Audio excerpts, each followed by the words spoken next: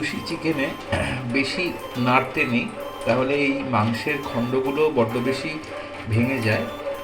কাজু বাদাম পেস্ট দেওয়ার পরে আরও 10 মিনিট ফুটেছে, ফোটার পর মাংসের রং, মাংসের অবস্থা এই রকম হয়েছে।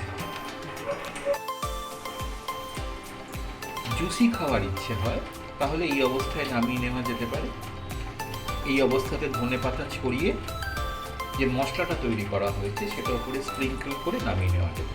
আর যদি মনে হয় রুটি, পরোটা বা ওই রকম জাতীয় কিছু, নান বা ইত্যাদি এমন যদি কিছু খাবার হয়, তাহলে এই অবস্থায় ঢাকা খোলা অবস্থায় আরও ফুটিয়ে ফুটিয়ে এর যে জল অংশটা আছে, অর্থাৎ গ্রেভি অংশটা বা স্যুপ অংশটা, যেভাবেই দেখা হোক না কেন, সেটাকে মেরে গায়ে মাখা করেও নামানো যায়।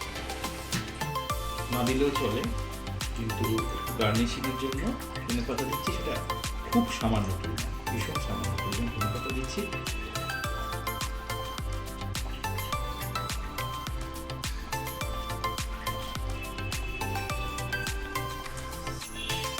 দেওয়ার পর কেমন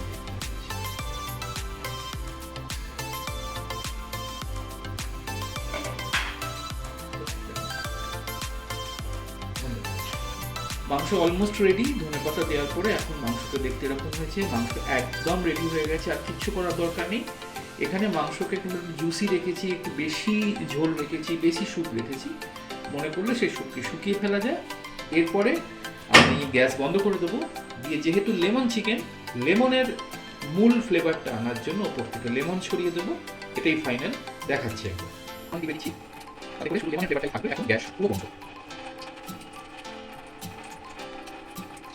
রান্নাটাকে আরও সুন্দর করার জন্য এগুলোর মধ্যে কোনো বাধ্যতামূলক ব্যাপার নেই। এটা হচ্ছে লেবুর সবুজ অংশ হালকা করে ঘষে দিচ্ছি, যেন সাদা অংশটা না বেরিয়ে যায়।